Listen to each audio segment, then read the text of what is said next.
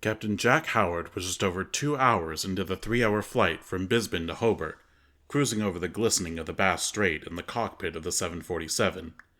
He had left the Australian mainland behind a short while before, and was now entering into his favorite part of the journey. There was something special about having the blue of the sea below and the azure sky above.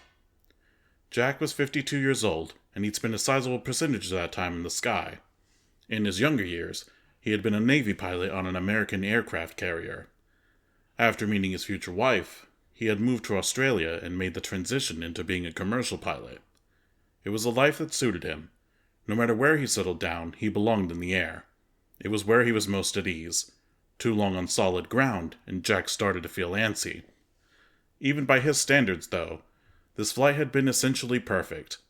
They had gotten off the ground as close to on time as any crew ever did. No pilot nor passenger enjoyed an extended stay on the tarmac. Then, once in the air, the sky had been clear and the weather good. There hadn't been a lick of turbulence. His co-pilot, Max, was young and newer to the airline. Jack wasn't very familiar with him and had never flown with him before. However, Jack found him professional, competent, and easy to get along with. He had flown with all sorts over the years, and some were easier to deal with than others, but Max was cut from the right cloth, neither too uptight nor too relaxed. Jack was at the controls, but there wasn't an exceptional amount for him to do at that stage. Their landing wouldn't be imminent for another half hour or so, and there wasn't much to be done in the way of adjustments until then with how smooth the flight was going. "Flying over the sea is always the best part," Jack said. "It's the one thing I miss about doing international flights." Flying domestically, Jack did get to fly over the water more often than a lot of people would expect for a pilot working in Australia, but he definitely spent far less time with the ocean beneath him than he had when he had been in the Navy, or when he had flown international flights. "Why did you change?" Max asked, stretching. "Family," Jack replied. "My wife was never the biggest fan of me being halfway around the world all the time to begin with, but she tolerated it. Then we had kids, and I decided I'd rather be closer to home for them. My kids have grown up now, but I don't want to upset Talia by going back to the long international trips." "That's good of you," Max remarked. "As long as I still get to fly, I'm content." "I hear that," Max said. "I decided I wanted to be a pilot when I was 8 and never changed my mind." "It was much the same for me," Jack laughed. "Now I'm in my 50s, bald, and still can't dream of giving it up." "You've been doing this for a while," Max replied. "Do you know what that is, then?" Jack's attention snapped back to the task at hand. It was the sort of question that demanded your full attention as a pilot. It wasn't like he hadn't been doing his job, but he hadn't noticed the change in the color of the sky. The change was coming from behind the plane, that had a lot to do with it. But now that his attention had been drawn to it, Jack was realizing that the sky was turning a reddish color.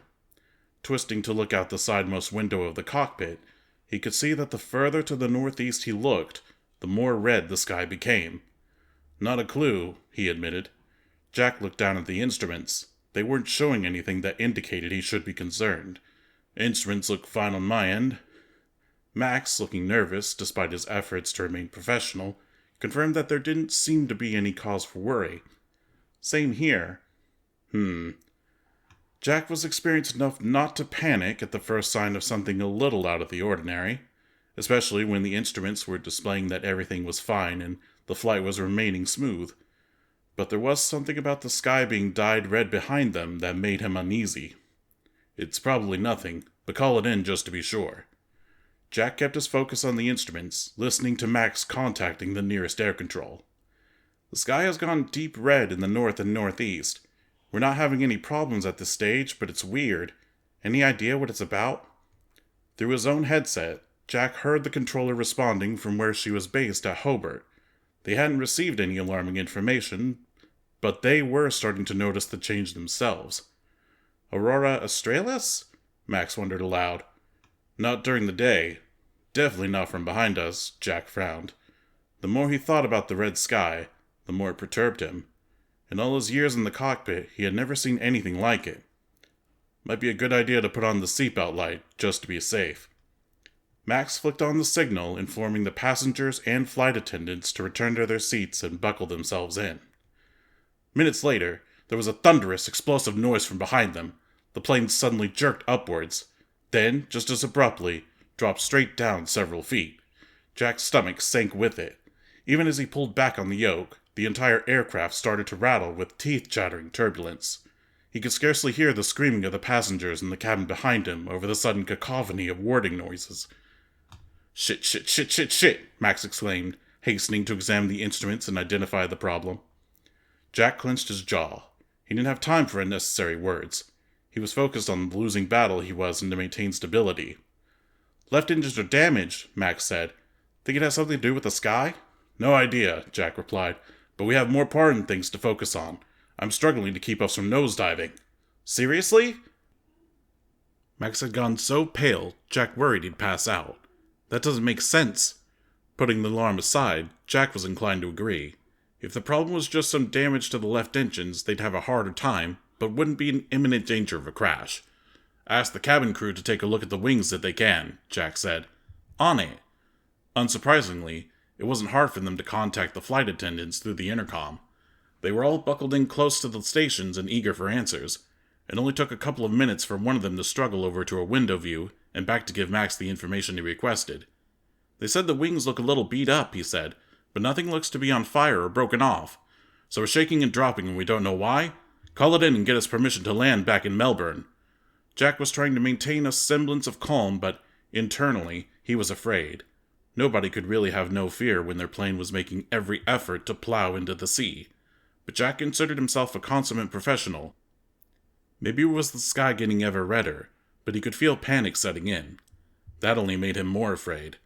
It was when you panicked that you made critical mistakes. Between Max and himself being so shaken, and the unexplained severity of their situation, he had judged it was best to get back on the ground as soon as possible. "This is flight TB-204. We're having problems staying airborne. There's some damage to our wings and left engines and severe turbulence. We heard a loud boom earlier, but no sign of what it actually was, or why we're struggling so much up here. We'd like to turn back around and land, see if we can figure out what's going on." Disconcertingly, the reply that came back was garbled and choppy. "Not the only ones. Uncertain. Atmosphere. Request confirmed." Jack and Max shared a look of disquiet between them before the latter continued his dialogue with the controller. "We've got static. Confirm that we can turn around?" More static hissed through their headsets along with a reply, "Turn around." "Start making preparations. I'll let everyone know," Jack said. He let Max get to work, taking a deep breath even as he strained against the controls.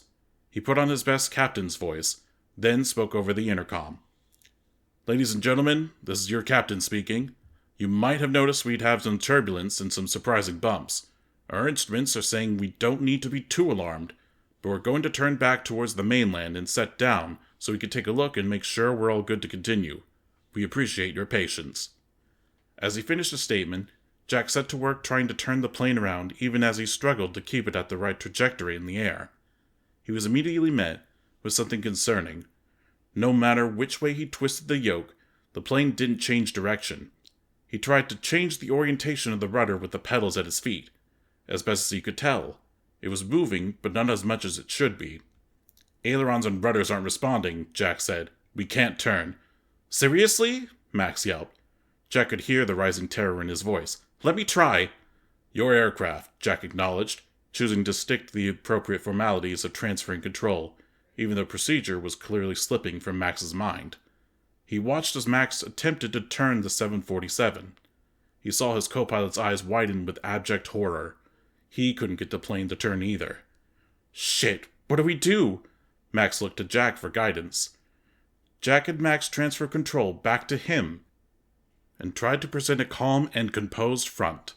The reality was that he wasn't feeling much better about the situation than Max was, though. He could feel the hum of adrenaline in his blood, and though he fought to keep his mind clear, it was a struggle. Just keeping the plane in the air was a struggle. He had to keep it on the right trajectory. If they dropped too much, they would stall and plummet even faster. He was already fighting a losing battle on that front. If they couldn't turn and get to safety, they would plummet into the sea. An intentional water landing was a lot more survivable than people tended to think. The greatest concern was how quickly rescue could arrive, and an intentional crash was a different matter. Jack took a deep breath to steady his nerves. They couldn't afford to lose their cool.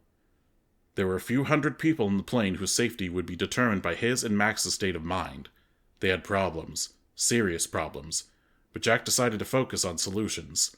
"Okay," he said. "Keep calm, we've got this." "Do we?" Max asked. It wasn't sarcasm, it was a legitimate question. Jack tried to smile confidently. "Sure, we can't turn and we're falling out of the sky, but we can deal with the inconvenience. We have options." Max nodded, steeling himself. Jack could see the resolve return to his eyes. He was starting to worry that his earlier assessment of Max had been wrong, but that assuaged his concerns. He felt like they could get through it. "I don't think we're going to make it back to land," Jack admitted. "But if we know we're landing in the water, that gives us time to prepare. We'll call it in so they can mobilize in advance, and we'll get as close as we can so they can get to us faster." "To Hobart?" "The mainland," Jack said. Max opened his mouth to remind him they couldn't turn, but Jack cut him off. "If you go below, you can manually change the flaps with the hydraulics. There will be a delay, so we'll have to watch our timing, but we can turn that way." "All right." Max was quick to get to his feet, struggling some as the aircraft continued to rattle and shake. Jack called in the change of plans to the control tower as Max hurried out of the cockpit, shutting the door behind himself. He heard something resembling confirmation through the ever-increasing buzz of the static. That was going to have to be good enough. The next part of his job was letting everyone else on the plane know what was coming. "Ladies and gentlemen, I have an update for you on our current situation," Jack spoke over the intercom.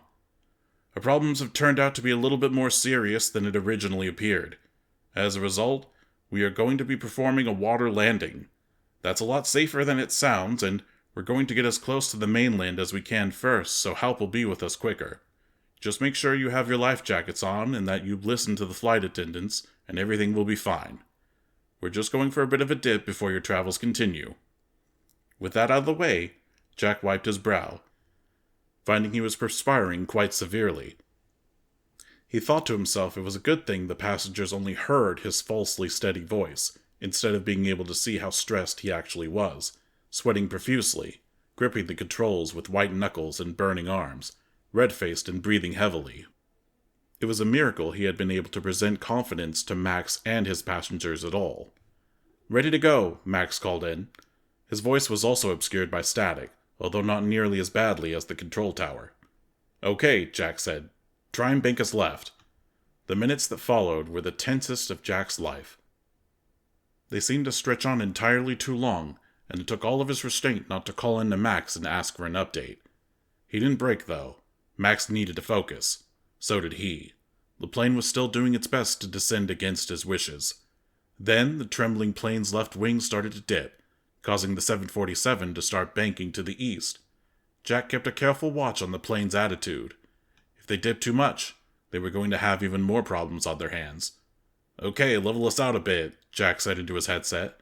"Understood," came Max's curt reply. Once more, the wait between instruction and result was grueling. Manually manipulating the hydraulics was slow, and required Max to be careful not to over or underdo his job. Still, Jack chose to trust Max could handle it. It made more sense for him, the more experienced pilot, to be the shot caller. "That's good," Jack said. The aircraft was losing altitude faster as a result, but it was now curving steadily to the left in a wide arc. A voice in the back of Jack's head was shouting at him that turning back into the redder sky was a bad idea, but he tried to silence it as worries about superstitions. Ignoring his hammering heart, the organ pounding so hard he felt it in his fingertips, Jack did his part to keep the plane's altitude up. They wanted to descend slowly. "Okay, that's nearly a full turn. Straighten us up, Max. Good work." "On it, Captain," Max replied. Then disaster struck. The plane suddenly dropped down several feet. It became even harder for Jack to keep its trajectory safe. His arms were burning from the effort. More concerningly, though, instead of straightening out, the 747 was dipping further and further left. He heard the panicked cries of his passengers. "What's going on, Max?" He couldn't help but yell through the headset. "The left wing is dropping further, not straightening up." There wasn't a reply. "Max? Max!" Nothing. A fresh horror started to dawn on Jack. Something must have happened to Max when the plane suddenly dropped. That had caused the opposite of what Max had intended to occur, and now his co-pilot was unable to respond, and most likely, unable to fix the issue. "Max, come on!" Nothing. The aircraft tipped further and further to the left, and Jack was powerless to stop it. The terrified, discordant screams of the passengers pierced his ears. Jack felt a sick sense of calm wash over himself, entirely in opposition to the agitation behind him. There was nothing else he could do. An intentional water landing had a survival rate of nearly 90%, Jack recalled. However, crashing into the water's surface at a bad angle, at breakneck speed, wasn't nearly so survivable. He hoped at least some of his passengers would survive. He hoped his family would know he had done everything he could to make it back to them. "Brace for impact," he said over the intercom. He was surprised by how calm his voice still sounded, professional to the very end. Or maybe it was just a calm that came with acceptance. He heard the cabin crew shouting calls to brace. The last thing Jack Howard saw was the red sky above reflected on the blue sea that rushed up to greet him.